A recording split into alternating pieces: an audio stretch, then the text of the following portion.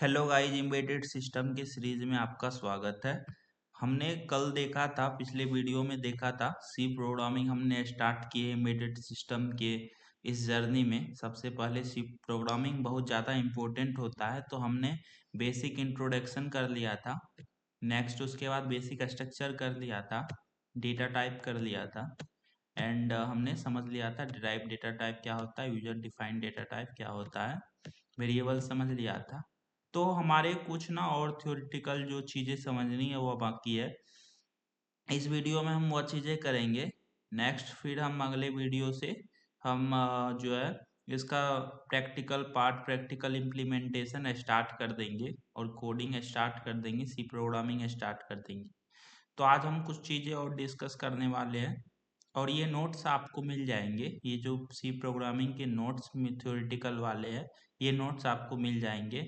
आप सिर्फ समझने पे ध्यान दो, नोट्स करने की अभी कोई ज़रूरत नहीं है, नोट्स आपको मिल जाएंगे। आप इस चैनल के साथ जुड़े रहो ताकि आपकी जो है एम्बेडेड सिस्टम की जर्नी जो है आसान हो पाए और आप एक जॉब रेडी बन पाओ। देखो, ऑपरेटर्स है, ऑपरेटर्स कौन कौन से होते हैं सी में। एक होता है अर्थमेटिक ऑपरेटर, एक होता है रिलेशनल ऑपरेटर, एक होता है लॉजिकल ऑपरेटर, एक होता है असाइनमेंट ऑपरेटर, एक है इंक्रीमेंट और डिक्रीमेंट। हम इसको बारी बारी से प्रैक्टिकल भी समझेंगे, आज हम थ्योरी में समझ लेते हैं। अर्थमेटिक क्या होता है? अगर आप दो नंबर को मान के चलो जोड़ते हो या घटाते हो या दोनों को गुना करते हो, भाग करते हो, परसेंटेज निकालते हो, तो ये अर्थमेटिक ऑपरेटर में आ जाता है। Addition, subtraction, multiplication, division, percentage, ये सारी चीजें जो है अर्थमेटिक में आ जाएगी। एंड रिलेशनल ऑपरेटर क्या होता है? रिलेशनल ऑपरेटर होता है जैसे कि तुम्हारा कि एक दूसरे में रिलेशन चेक करते हैं कि एक दूसरे से बड़ा है, एक दूसरे से छोटा है, एक दूसरे के बराबर है। हम कभी कभी रिलेशनल चेक करते हैं ना अपने भाई बहन में कि ये एज में बड़ा है हमसे, एज में छोटा है, हाइट में बड़ी है, हाइट में छोटी है, या तो बराबर भी है और इससे ज़्यादा भी है। कोई चीज़ हम करते हैं कि इसका प्राइस 5 रुपए भी हो सकते हैं और 5 से ज़्यादा भी हो सकते हैं प्राइस में, जब हम रिलेशन चेक करते हैं। तो बेसिक सा मतलब है कि रिलेशन मतलब होता है कि ये दोनों आपस में इक्वल है कि नहीं है, इक्वल, ग्रेटर देन है या ग्रेटर देन नहीं है, या ग्रेटर देन इक्वल टू है या लेस देन इक्वल टू। ये सारी चीज़ें रिलेशनल ऑपरेटर के अंदर हम इम्प्लीमेंट जब करेंगे, कोड करेंगे, तो और अच्छी तरीके से हम समझेंगे इसको। नेक्स्ट आ जाता है हमारा लॉजिकल ऑपरेटर। लॉजिकल ऑपरेटर में क्या आ जाता है हमारा? देखो, सबसे मेन इसमें एंड और एंड और हमने आपको समझाया भी था एक वीडियो में, एसक्यूएल वाले वीडियो में, अगर आप उसको देखे होंगे। तो एंड मीन्स क्या होता है कि हमें दोनों चीजें चेक करनी होती है। मान के चलो किसी ने बोला कि एक ब्रेड लेके आना, ठीक है, एक ब्रेड लेके आना, वो अभी लाल कलर के ब्रेड लेके आना। आप जब दुकान पे जाते हो, देखते हो ब्रेड मांगते हो, दुकानदार से बोलते हो मुझे ब्रेड दे दो भैया, वो व्हाइट कलर का ब्रेड दे देता है, तो आपको नहीं लेना, क्योंकि आपको कंडीशन क्या है, एंड, यानी ब्रेड भी लाना है और रेड कलर का भी ब्रेड लाना है।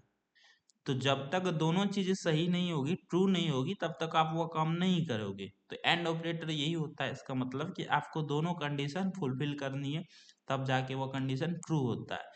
नेक्स्ट कंडीशन आ जाता है आपका और में क्या होता है, आपको किसी ने बोला जाओ दुकान से ब्रेड लेके आ जाना, या तो वो लाल भी हो या वाइट भी हो, कोई भी चलेगा। तो आप गए, दुकानदार ने आपको ब्रेड दिया वाइट कलर का, तो आपने बोला भैया कौन सा कलर है, उसने बोला वाइट। तो ठीक है, ब्रेड मिल गई, उसने सिर्फ ब्रेड बोला था कि ब्रेड हो जाए तो ठीक है, लाल हो वाइट हो कोई दिक्कत वाली बात नहीं है। तो ये हो जाता, और या तो लाल भी मिल जाए या तो वाइट भी मिल जाए, जो भी मिल जाए आप ले आओ। तो आप अच्छी तरीके से इस एग्जाम्पल के माध्यम से समझ चुके होंगे एंड और ऑपरेटर के। एंड मीन्स हो गया कि दोनों कंडीशन ट्रू हो तभी हम आगे बढ़ेंगे, और में होता है एक भी कंडीशन ट्रू है तो आप उस चीज को इम्प्लीमेंट कर दोगे। असाइनमेंट ऑपरेटर क्या होता है? देखो, देखने में तो इक्वल टू जैसा है, बट ये single equal two means assignment होता है। देखो, वहां डबल इक्वल टू है, अगर यह रिलेशन में आप देखोगे डबल डबल चीजें एक साथ चल रही है, देख रहे हो, double double equal to.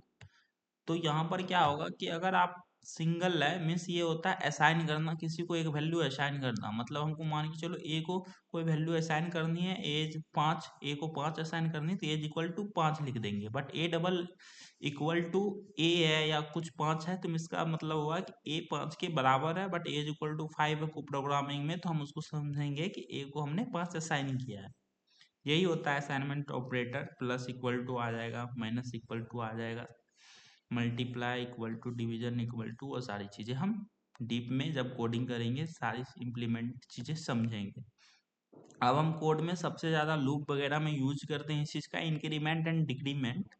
Plus plus A means होता है कि जब ए में ए वैल्यू इज इक्वल टू 5 है, अदर बाद में अगर कहीं ए प्लस प्लस ए कोड में आ जाता है तो वो 5 की वैल्यू को बढ़ा देता है, 5 की वैल्यू को बढ़ा देता है। ए प्लस प्लस का वही मतलब होता है कि 5 की वैल्यू को 1 से बढ़ा दो। माइनस माइनस का मतलब होता है कि ए के वैल्यू को घटा दो, 5 है तो 4 कर दो। तो यही है, ऐड करने के लिए, सब्सट्रैक्ट करने के लिए, यानी इंक्रीमेंट करने के लिए और डिक्रीमेंट करने के लिए ये चीज़ यूज की जाती है। नेक्स्ट हम पढ़ने वाले हैं कंट्रोल स्टेटमेंट। कंट्रोल स्टेटमेंट में आप देखोगे इफ एल्स आता है। ये क्या ना, एक कंडीशन है, एक लूप है।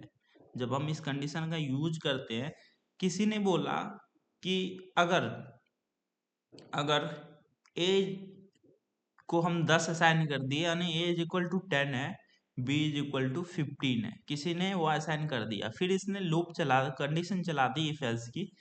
तो यहाँ पर देखो, अगर if A greater than B होगा तो लिख देना आप प्रिंट एफ, एक फंक्शन है जिससे हम प्रिंट करवाते हैं। आप जैसा इसके अंदर लिखोगे ना, डबल कोट्स के अंदर जो भी लिखोगे, तो सी प्रोग्रामिंग वो आउटपुट में आपको जो है ना वही चीज सेम टू सेम प्रिंट करके दे देगा। ए इज ग्रेटर, अगर A is greater than B है तो लिखना हमको आएगा आउटपुट में A is greater. But else में आप देखोगे printf B is greater, means देखो अगर ए ग्रेटर देन बी होता है, ठीक है, तो आप ये चीज लिख दो, अदरवाइज जो भी होता है आप ये चीज लिख दो। हमने क्या बोला था, ए इज इक्वल टू 10 है, बी इज इक्वल टू 15 है, तो 10 ग्रेटर देन बी नहीं है, 10 जो है 15 से बड़ा नहीं है, तो आंसर क्या आएगा, आउटपुट ये आएगा, B is greater, B greater हो जाएगा वहां पर। तो ये चीजें है, ठीक है। अगर मान के चलो ए इज इक्वल टू बी भी यहाँ रहता है ना, ए 10 रहता, बी 10 रहता, फिर भी यही आंसर आता है, क्योंकि एल्स में कोई भी कंडीशन आए तो ये चलेगा ही चलेगा, बस ये सही नहीं होना चाहिए, ये सही नहीं होगा तो ये आउटपुट आ जाएगा, चाहे कुछ भी हो, ठीक है। हम समझेंगे इसको जब प्रैक्टिकल करेंगे बहुत अच्छे से।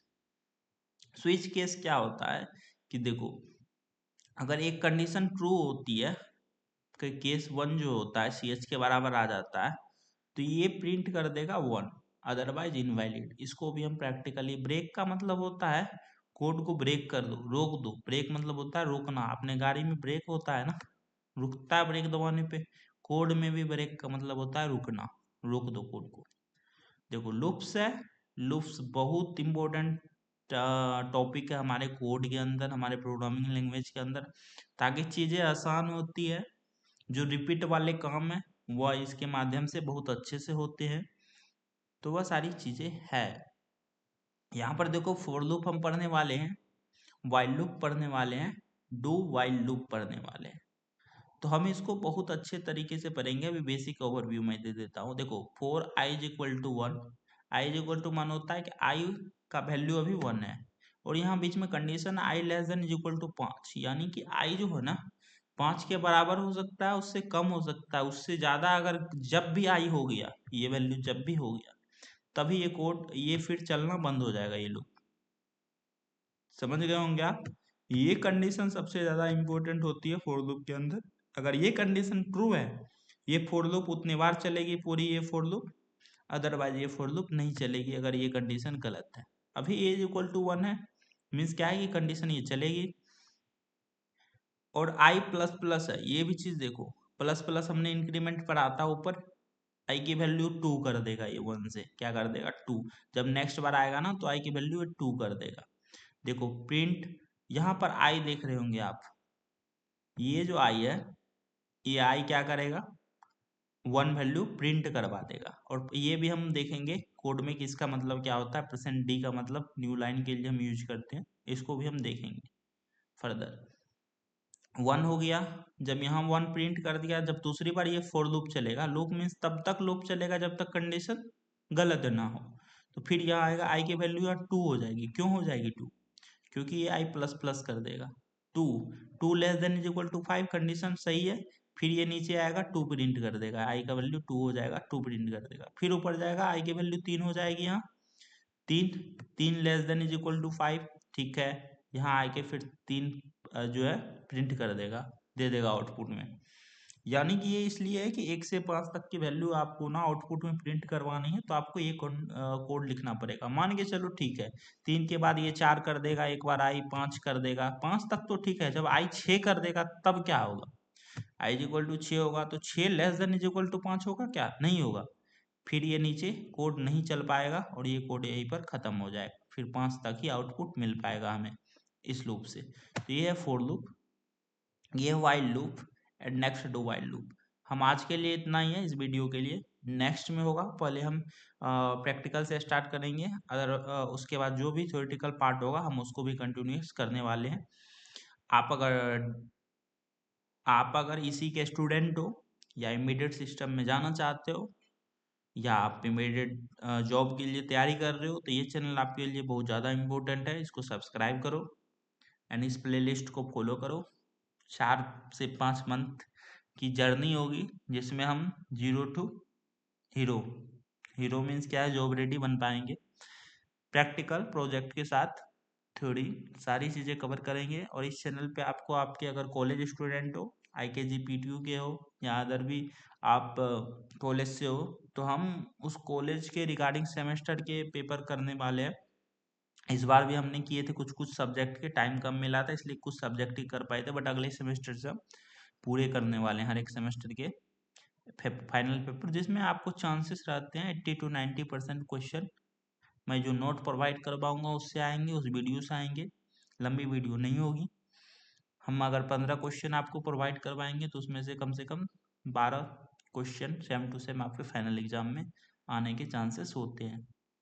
तो आप चैनल को सब्सक्राइब कर दो एंड इस वीडियो को ज़्यादा से ज़्यादा लाइक करो, अपने कॉलेज ग्रुप में शेयर करो, ताकि जो आपके इसी के स्टूडेंट है जो इमीडिएट में जाना चाहते हैं उनकी भी हेल्प हो पाए। Thank you very much for giving this valuable time. Have a nice day. Thank you very much.